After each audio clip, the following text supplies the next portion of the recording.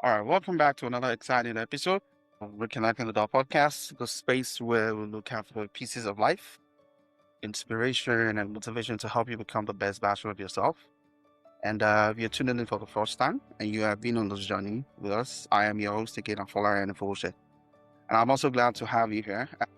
And we are going to be unpacking a lot of incredible stories behind the pages, exploring a different aspect of the book where that shows for our good and also giving you the exact takeaways to confidently step into your journey of becoming. So let's hit the mic.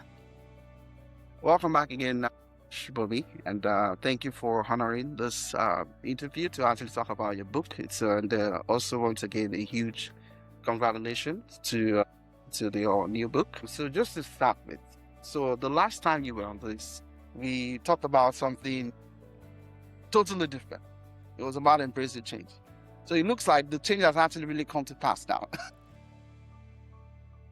And at the time, it was a wrap-up announcement which you made, like a book is coming up, which was a very huge announcement, right? And now this book was a vision at the time. Now it's a reality, which you have held in your heart. So what was the exact moment you held the physical copy in your hand, and what did you feel like? Okay. Hello, everyone listening, and thanks so much, for bringing me to Reconnecting the Dots once again. It's always a pleasure chatting with you, and hopefully we're able to have like a really, really rich and engaging conversation today. Yeah. So back to your question of when I first held a physical copy of my book. So for me, I would say I felt a sense of pride. I felt a sense of gratitude, very importantly. I also felt a sense of purpose. And those three things I would say, because writing a book is not a walk in the park. And for someone like me who tries to put in her best in everything she sets her heart to do, it was just a moment where I felt that sense of, oh, you did this. So that was a sense of pride. The sense of gratitude was the fact that the time that I completed writing the book was a season where I was like in a little bit of a quiet season. And it was that in that moment that I was able to like write the book, complete it, and I was able to connect to the right people that could help me through that journey as well in birthing the book. And I felt that sense of gratitude, the gratitude of God placing that in my heart, Right. and the gratitude of Him giving me the knowledge, the capacity to put pen to paper and to do this, and the gratitude of people, of the social currency that He has blessed me with in birthing that book. And the sense of purpose, I would say, I'm someone who is very big on impact. I'm someone who is very big on mentorship. I'm someone who is very big on, just, creating opportunities for those that are coming behind, as well as serving, those that are ahead and learning from them as well. So for me, it was something that I felt really was key to my life's purpose in writing that book and sharing a little bit of, my experience, both personal and professional, and turning that into this self-help book that anyone can pick, anyone who's on a journey of becoming, anyone who's ready to embrace change can pick up, read, and learn one or two things from my journey. So yeah, those are the three core feelings. That's really interesting because especially, and I think it take away from that is one, impact. Two is having to dedication to actually really following through on your purpose, your goal to making it a vision that making it into a reality, a vision that came into reality. Now is a read for people around the world, whether you like it or not. People are, even artificial intelligence tools can actually attest to your book. AI is even also saying, wow, this is actually a very huge and a very wonderful book, and which needs to be read. Now, so this, the title is actually very beautiful. Marriage chapters, right? A journey of becoming. So tell me, in your own life, what were the two chapters that felt completely separate? or messy at the time, but eventually merged to make you who you are today? That's a deep question. And I don't know if messy is the word to use this in this regard. I would say that. So initially, when I was writing this book, the topic, the title that I had in mind was work in progress for whatever reason. Progress, okay. Yeah. I just feel like we're constantly work in progress. Like each day we learn, each day we're evolving. Especially for someone who has like really strong sense of purpose. Each day you're learning something, each day you're unlearning, each day you're reshaping, Absolutely. So for me, the different chapters in my life, right? I've been, I have my professional life, I have my personal life. But one thing I realized through my journey is that before I saw it as separate chapters, like, okay, this is this is that, this is happening in this season. And I kind of dwell in the feelings that I feel during that season. And it feels like this is just what it is right now.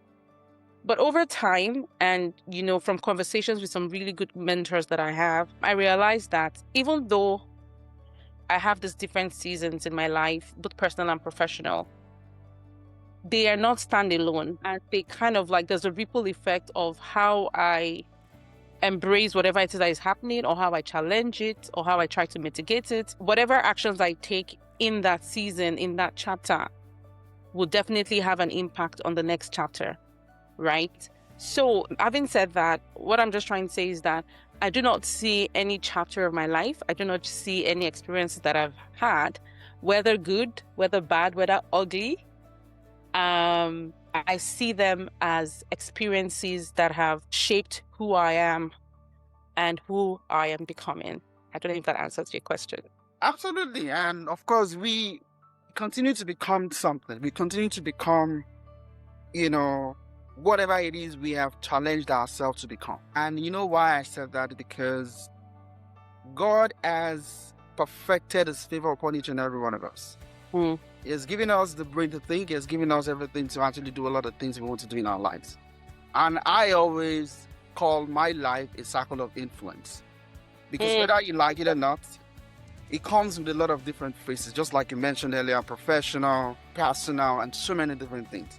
Now, the ability to actually connect the dots from all of these different phases, then it gives you that clear path.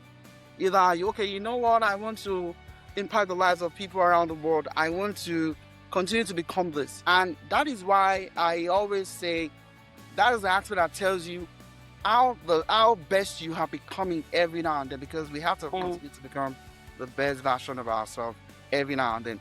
So, what was the first spark that led you to write the book? You want to write it down, you want to note it down. So, what was that spark? Something will spark your mind. I'll be like, you know what? I need to follow through on this. Towards the end of our internship at the time, I decided, you know what? I need to write a story. I need to write a book about this old journey with these fellas, because they were so nice. It is truly a journey of becoming. That spark.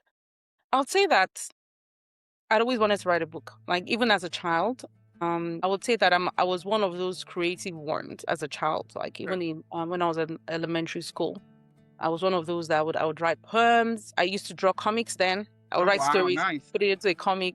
And then I had this friend whose dad had like photocopying business as well. Right. So I would go to our house, I'll make some photocopy copies of it. I'll make some copies of it and then share it amongst my friends. Yeah. So that was me in elementary school. And then I moved to secondary school. And at some point, I started writing the book. It was a fiction storybook. And for some reason, I lost the manuscript, and I kind of just forgot about it and just moved on. And, with schoolwork and everything, each time I think about that time, I ask myself that what would have happened if I actually finished the book back then and I published it? I would have been like a really young author. Maybe by now, I'll be a well-known, renowned author, writing fiction stories here and there, And I think about it from time to time. I'm like, even when I misplaced the manuscript, I could have started all over again, But at that time, that little 12-year-old girl, 13-year-old girl did not have like maybe a mentor that she was speaking with or someone that was sharing all those things with that could say, girl, you can start all over again. You can do it all over again. And that's why I'm very big on mentorship, So I remember all those things. So I'm saying that to just give you some backstory into like the fact that this is something I've always been passionate about. And then later in life as well, I started a blog. It's called ReconnectingTHEdots.blogspot.com. But back then, during the blogspot era, so I would put my thoughts together. Interestingly, it's still up there. It's still there. I would put my thoughts together, share it amongst my friends. People will comment. After a while, I just pushed that aside and just moved on with my career and everything. So, having said that, I'm a very creative person. I'm someone who likes to express herself through words. I write a lot. Some of the things in my book are things that I've written years ago. Interestingly, there's a poem that starts my book. That poem was written in, I think, maybe 2012. Wow. It's not 13. I can't remember the year. The Journey Within. But what I just did was, when I was writing this book, I then looked at it again. I just tweaked a few things in the poem, but I felt like the poem kind of really speaks to this book. The different emotions, the different chapters that we go through in our lives, the times that we're high on energy, the times that we're confused, the times that we're sad, the times that we're confident with our goals and everything. So I had different pieces of things that I'd written in the past as well. Yes, as well. And that's the good thing about technology now. I write, I type. Now, most times I type now, I don't write. Right. And then it's all saved up there in my drive, So when I got to the point where I said, you know what, I should write that book now. I started writing the book, and then I went to pull out some of the things I'd written over the years when I'm in my feelings, when I'm feeling the certain kind of way, and then took some of those things as well. And those formed the base for some of the chapters that I have in the book, right? The spark was when I was approaching 40. Okay. Because that was a significant milestone in my life. Absolutely. Yeah, that was last year. Absolutely. So as I was approaching that time, that was in 2024, I said, you know what, let me just do this book now. I had a bit more time on my hands. I was in a program which I completed. So I was in a space where I was like, okay, what next? So I sat down and was very busy doing this, and things just kept moving. I think the challenge is just to start. And then I was like, okay, I'm going to launch it on my 40th birthday. And then it wasn't perfect at that time. And then I kept working on it, refining it, going through editing and all of that until I launched it in June last year. Yes. Summer, yeah. Okay. Yeah. Interesting. Thank you for that. I lost the manuscript too. So you did? I did. So I did lost the manuscript, honestly. So, and I just forgot about, writing it. I enjoy writing too. Well, I enjoy writing as well. And a lot of time I just journal my thoughts on my phone. Thank God we live in the era of AI and so many different, technology evolution and all. So, and that's actually truly, I think for me, I've been able to kind of understood like why it is called the Med chapters, right? So now the journey of becoming, we all are on a journey in life, whether we like it or not. And that journey ends someday, right? You and I don't know where the journey ends. Only our Creator knows when the journey ends. Now, the journey of becoming, what does becoming mean to you, right? Personally. And how did your personal and professional experience merge to shape the message of this book? Thanks. Right. Meaning it's becoming, it's in progress, it's continuous. Yes. And what that just tells you is we're always on a journey of becoming. It's a journey. It's a marathon. It's not just a sprint that you start and you finish. So for me, a journey of becoming is very important because it's never a destination. That's the first thing I want you to know. It's a continuous process, and we are all evolving. Like I mentioned earlier, that we're constantly learning, we're constantly unlearning, we're constantly growing, we're constantly stretching ourselves and discovering new dimensions of ourselves. The Shibomi today, even though, there's some things that are constant, has grown beyond the Shibomi of 5 years ago, of 10 years ago. And the Shibomi of today, in 5 years to come, in 10 years to come, I'm still becoming, because there would always be goals that will be set. There would always be missions that you have to achieve and things like that. And so what I want everyone to understand, and readers of the book to understand, is that they do not have to wait till their lives are perfect before they can embrace their story. Many people believe that their difficult chapters should be hidden or forgotten, but often those chapters contain lessons. The lessons, and the resilience, the character that has prepared you for the now or the future that you're hoping for. So, and that is what Merge Chapters really is doing. It's inviting readers to look at their lives differently as they go through the different feelings, the different phases, going through things like imposter syndrome when opportunities come, for example, and knowing how to deal with that. Things around how do you self-position yourself? How do you choose your battles in certain seasons of your life? How do you embrace serendipity?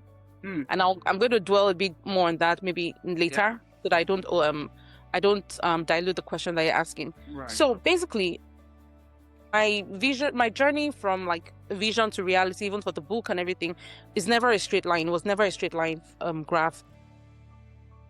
I've had to be vulnerable, I've had to reflect, and I've had to build courage to be able to put all of this together. And there are times when I've questioned my experiences, there are times that I've questioned my life, questioned myself, and my experiences, were they significant enough to share in the book? And if you've read the book, you know that it's not necessarily talking about my life. It's not a biography. It's not a story about me per se. Yeah. But there's certain examples that I put there. But everything in the book are things that I've experienced as a person. Fun. And I'm saying, okay, you want to embrace change. Okay, you're in a journey of becoming. Pick this book up and you see things through my eyes and see how you can navigate through all those different feelings and chapters that you go through. And that's just it, basically. And that's interesting. And, it was good you actually said that, because it brings me to my next follow-up question, right? But before I go into that follow-up question, it is so interesting that, we're able to not just live our experiences, but we're able to also document our experiences, which is what you have done, right? And they say that a man can lose everything, right? But one thing you don't want to lose is impacting the world or impacting people around you with what gift God has given to you.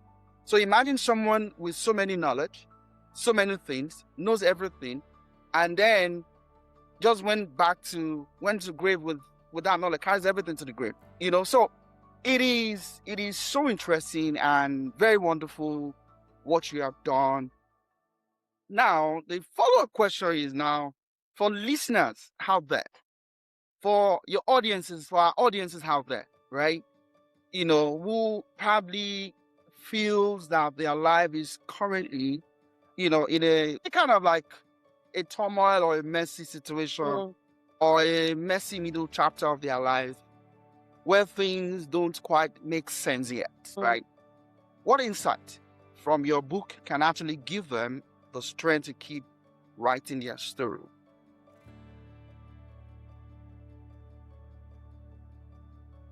So I think one of the core insights in Merge Chapters is that we don't live life in finished chapters. They're overlapping, right?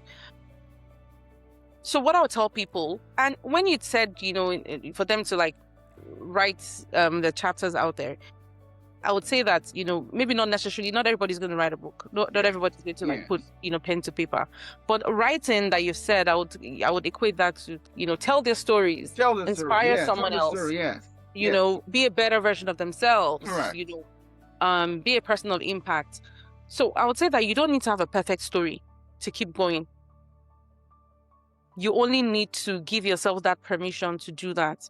And so because life currently is just throwing lemons at you. Things don't seem, you're setting goals, you're not achieving them. It does not equate to the fact that you do not know what you're doing, or you do not have a bigger purpose. Right. Let me put it that way. It's only a season where you have to maybe step back a little, re-strategize. Yeah. There are seasons and there are times to tell yourself the hard truth. It might be a time when you sit back and kind of evaluate things. Oh, is it my relationship? Am I in the right relationship? Or if it is even a career, I've been trying to do this, I've been unable to do this. Do you need to change? Do you need to switch? Or do you need to upgrade? Do you need to go take a course? Do you need to, have someone mentor you in that particular field or in the thing? So most times it's not about just a season. I know things are not going on well, and then you're there wallowing in self-pity and all of that. The times you have to tell yourself the hard truth, it's okay, I think I need to put in more effort. Oh, okay, I think I need to step back a little. Oh, I think I need to lean on someone else's understanding and knowledge by getting a mentor or, studying more. So when life feels that way, there's several ways that it can be that you can address it using those different angles. But it starts with you actually doing some self-reflection in doing that. And what is serendipity? Serendipity is just, something just happening suddenly. Something happens and you're like, wow. People call it luck sometimes. Yeah. People call it like, oh, she's lucky. Oh, it's this, it's that. But I would say that it's a concept of Chronos and Kairos coming together, kind of. Right? So even though it's chance, you were not necessarily looking for it, but it just appeared, like it just happened. Like she just got the opportunity. She just made that money. But it happens because you were in motion. That is my own opinion on that, because when you talk about Chronos and Kairos, it's a concept of time that, that offers you a powerful lens of understanding life's journey. So Chronos is chronological time, measuring the passing of days, the passing of months and years. But Kairos speaks to the significant purpose-filled moments, linking that to serendipity that shapes our lives and define our direction. So even though Chronos defines like the length of our journey, blah, blah, blah, Kairos kind of talks about the relevance. It reveals the meaning within what are the things that are happening within your chronological life order. So what that does basically to remind you that becoming is not just the time that passes, but about recognizing and embracing, those transformative moments, serendipity, back to that give our experiences purpose and connects those different chapters together. So there might be seasons where things are like looking like slow and all of that. But when you keep moving through that chronological life order or whatever it is in that those opportunities come.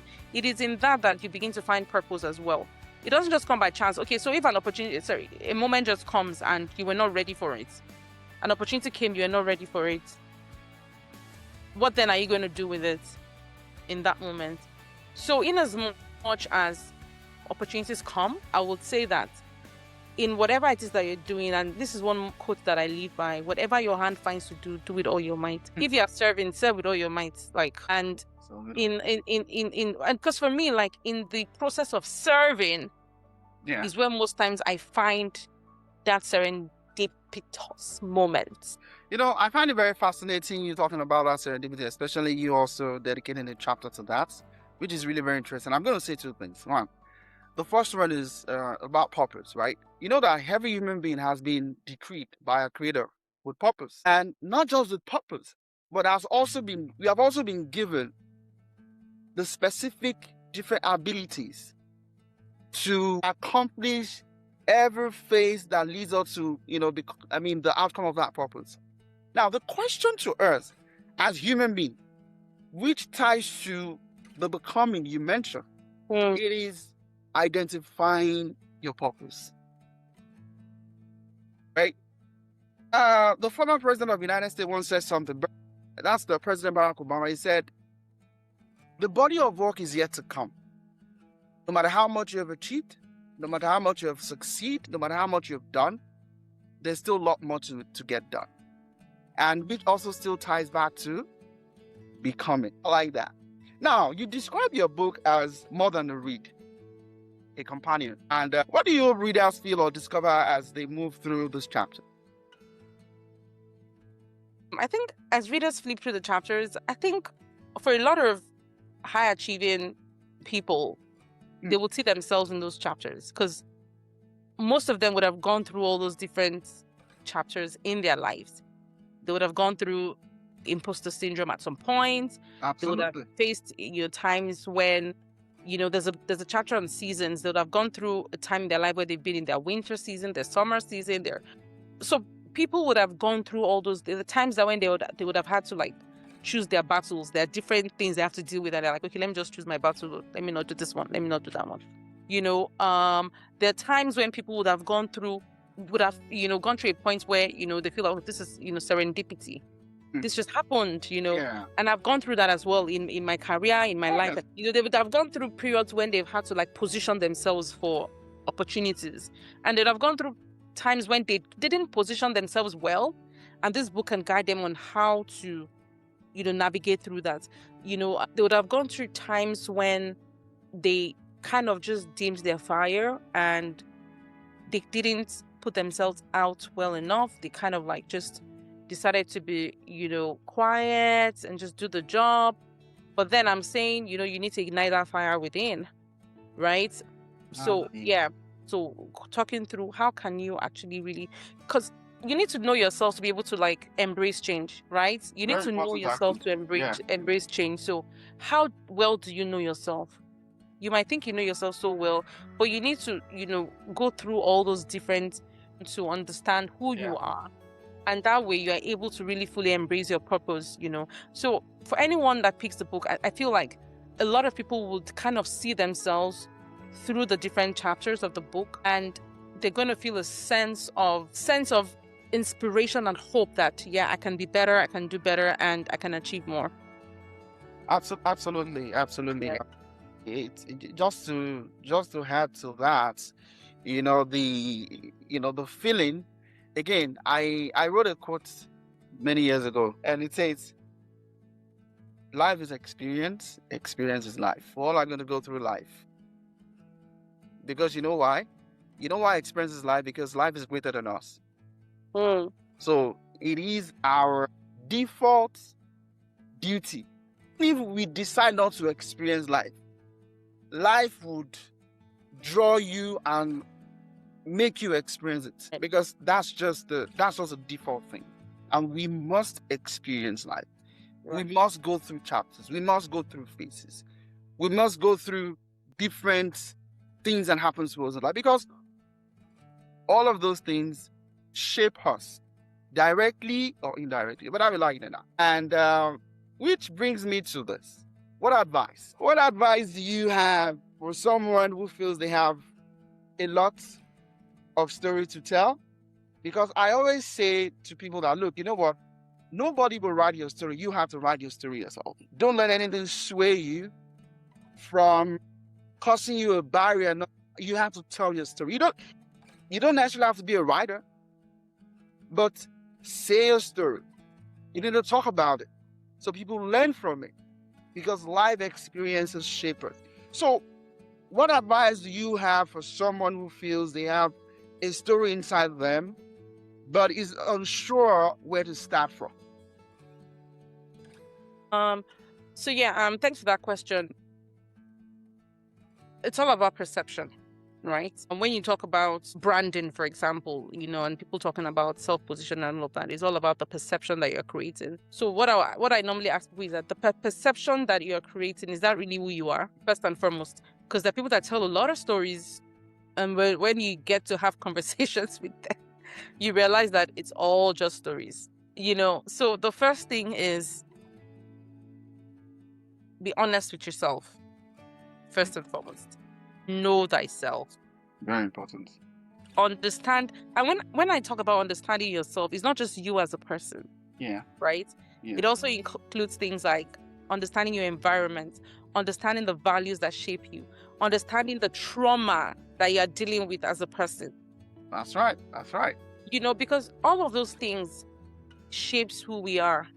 Not just you as a person, not just your DNA, but the environment you grew in, the values that were embedded ingrained in your being right from an early age, the traumas that you had to face, the experiences, all those things shape who you are. So you need to be honest with yourself and actually really understand all those things. Some will be strengths, some will be weaknesses that you have to work on. So when you understand yourself, then you can know that, okay, these are my core strengths that I can push forward. And, once, when I keep pushing these ones, it positions me in this light. These ones that are weaknesses, okay, I can work on it.